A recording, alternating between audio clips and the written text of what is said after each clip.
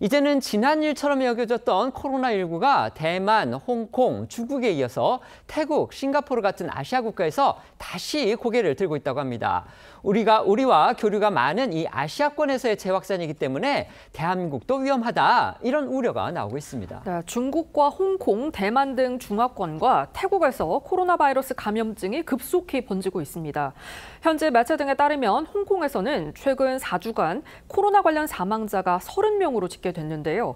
확진 비율이 1년 만에 최고치인 13.7%로 증가했습니다.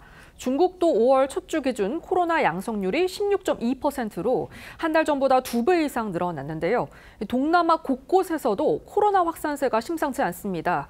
태국에서는 지난주 새 확진자가 3만여 명으로 전주 대비 2배 이상으로 증가했는데요. 우리나라 관광객이 많은 방콕에서만 확진자가 6천 명 이상이 나왔습니다. 싱가포르에서도 지난달 27일부터 이달 3일까지 한 주 동안 14,200명이 코로나에 감염됐습니다. 전주 대비 3천 명 이상 증가한 수치입니다. 특히 모범 방역국으로 꼽혔던 대만에서도 확진자가 늘고 있습니다. 이 대만 언론에 따르면 한 주간 코로나로 인한 응급 진료 환자가 10,000명을 넘었다고 밝혔는데요. 이 전주와 비교해 88% 이상 증가한 수치입니다. 대만 관광청에 따르면 지난해 한국인의 대만 방문객 수가 100만 명을 돌파한 것으로 전해졌는데요. 이 대만 여행을 준비하는 한국 여행객들의 주의가 요구됩니다.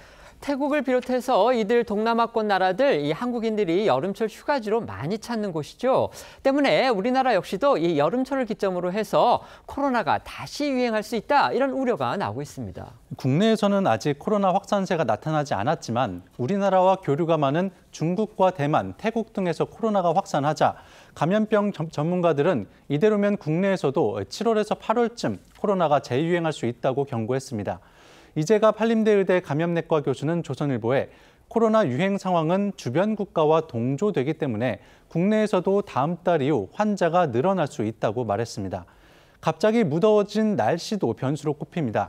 더워진 날씨에 본격적으로 에어컨 사용이 늘면서 실내 환기가 줄어들어 바이러스 확산에 영향을 미칠 수 있고요. 또 지난해 백신을 맞았더라도 그동안 시간이 지나면서 면역 효과가 떨어지게 되는 것도 위험 요소로 꼽혔습니다. 우리나라도 최근 3년간 이 여름철 코로나 발생이 증가하고 있습니다. 때문에 백신 접종을 비롯해서 철저한 대비책이 요구가 됩니다. 네, 질병청이 지난해 10월 65세 이상 어르신과 면역 저하자 등을 대상으로 코로나 백신 접종을 시작한 가운데 지난달 30일까지로 예정했던 백신 접종 기간을 다음 달 30일까지 연장했습니다. 지난 13일 기준 접종률 47.4%로 집계가 됐는데요. 질병청 관계자는 고위험군은 얼른 백신을 맞아야 한다고 당부했습니다.